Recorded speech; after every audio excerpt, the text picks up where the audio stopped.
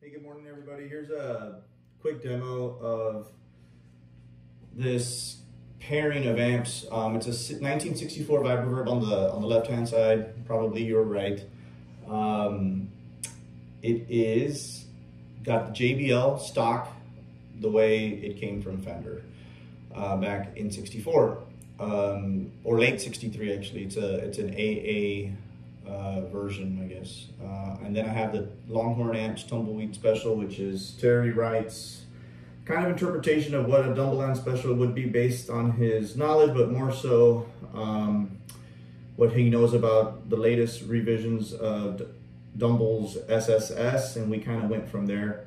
But this is what it would sound like to kind of get that John Mayer Gala of Love most recent show kind of tone. Somebody had asked about it, if they could do a little video for it. So yeah, I brought the amps out, and